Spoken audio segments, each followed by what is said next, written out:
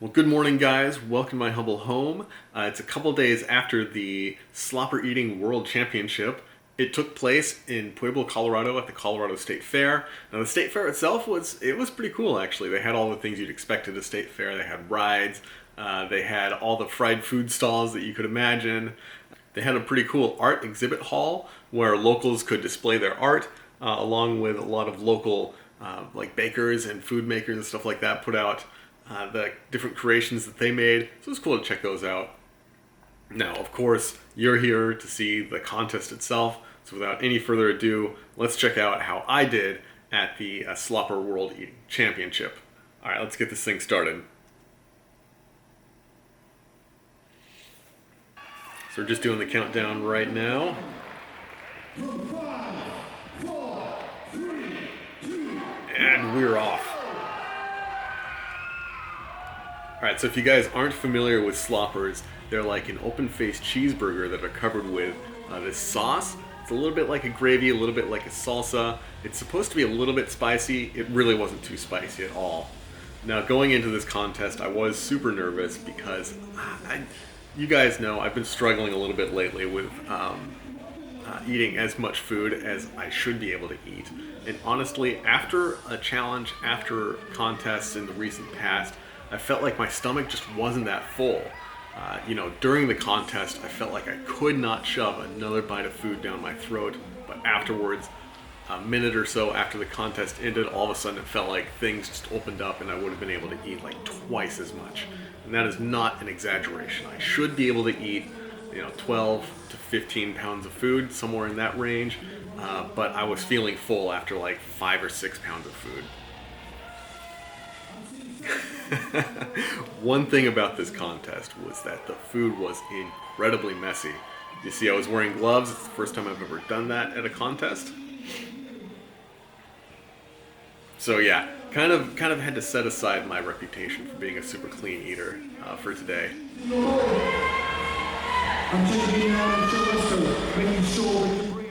So I did have to kind of psychoanalyze myself and figure out what was going on. And I think the reason that I've been struggling lately is because I've been treating these contests too much like I treat marathons or triathlons. Where going into a big race like that, being really hyped up and really like ready to go, ready to crush it, like the super macho thing to do, really helps out with those races, helps you keep your energy levels up. But in an eating contest, I think what was happening was that I was going in too tense, like too hyped up, so that my abdominal muscles, my diaphragm, were restricting on my stomach, so that it wasn't able to expand to that kind of the capacity that I should be able to fit. So going into this, I really went out of my way to make sure that I was as relaxed as possible, instead of like being super tense about it. There's Sam back there. Now, one thing about this is that I was also worried about debris in everything like that because, look, my hands are covered in food, there's food falling out of my mouth, and I'm usually really good at making sure everything goes into my mouth and that I'm eating everything. And there were like little bits of cheese left in the plates. So yeah, I'm going back to kind of like scrape out as much cheese as I could, get it into my mouth to make sure that I wasn't going to get any deductions. Now, leading up to this contest, it was an absolutely stacked field. You see right next to me is Ricardo Corbucci. He is the number one competitive eater in Brazil, making his Major League Eating debut. And like on top of that, there was Darren, there was Jeff Esper. Even though this was happening at the same time as the buffet bowl, there were a lot of really great eaters there. On the other side of me, to my right, to your left, if you're watching this video, was Michelle Lesko, the number one, the ladies' champion hot dog eater at the moment. So yeah, just a ton of people were there that I really wasn't sure if I was going to be able to do very well in this contest.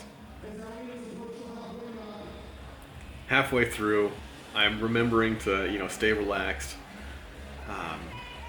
make sure that food isn't getting like stuck in my throat, stuck at the top of my stomach. I'm going out of my way to kind of like wiggle a little bit to, to move to make sure that food is getting down as far as it can go into my stomach.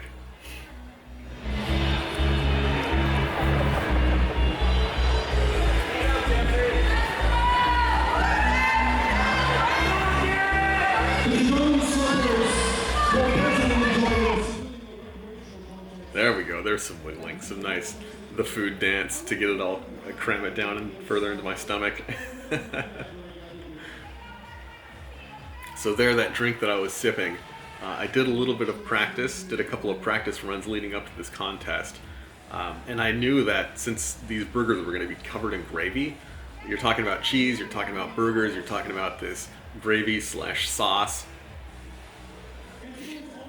Like, I knew there was going to be a ton of salt. So I went in with this like fruit punch flavored drink, calorie free, because I wanted to, how should I say, like, I didn't want to have a sports drink in there. I know that Powerade and Gatorade are super common for competitive eaters, for some competitive eaters. I went in with just some straight juice because I didn't want to have any extra salt in that stuff that I was drinking. And I think that a little bit of sour, a little bit of sweet taste, and that drink did help me out a little bit to kind of cut through the food fatigue. And at this point in the contest, I was super surprised that I felt like I was able to keep up my, like the rate at which I was eating these burgers pretty well. Like, I wasn't feeling as full at this point in the contest as I felt in some previous contests. So I was pretty happy at this point going into the last 2 minutes with how I was feeling. I haven't been keeping track of how many burgers I've eaten, but you know how it goes. 2 minutes to go! 2 minutes to go!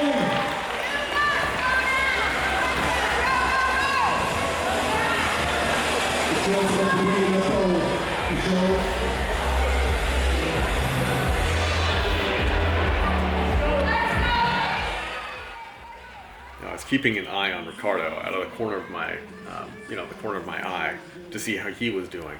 And he and I were like neck and neck for the entire contest. Like, we were just going back and forth. So I think having a guy who was like right at my level, standing right next to me, was really motivating to help me kind of like push to be just a little bit better than I would have been otherwise.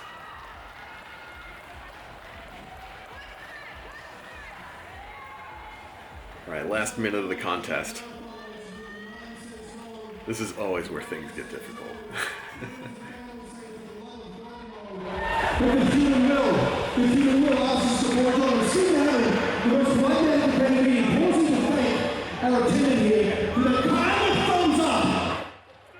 I always go out of my way to kind of like thank the people who are there, helping support us weirdos doing our thing.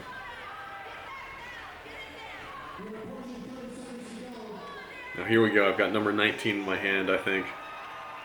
And I'm trying to think, like, am I going to be able to clear this next burger in just 10 or 12 seconds to try to chipmunk one extra?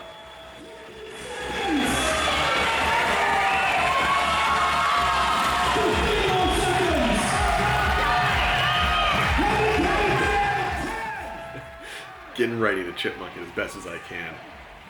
Clear it out of my throat. There we go. Do the best that I can. I've never really chipmunked in a contest, so that was a first for me. Alright guys, I hope you enjoyed this video. I'm going to let you watch the rest of it without the commentary. Just check out the results.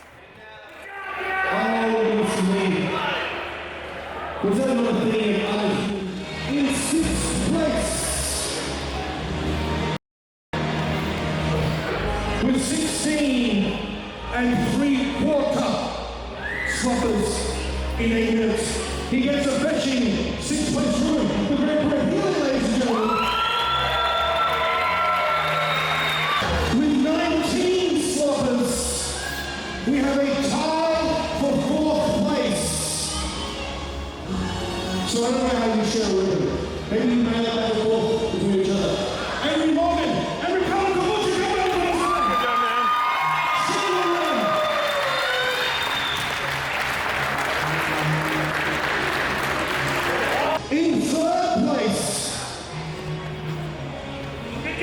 why he's one of the rising stars of this league, ladies and gentlemen. With 20 sloppers, incredibly neatly, the great Steve Hammond, ladies and gentlemen.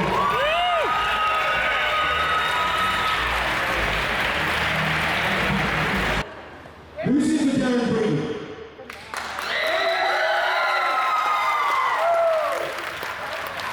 Well, I didn't even hear the bear of bad news, but Darren came second with 22 and a half sloppers.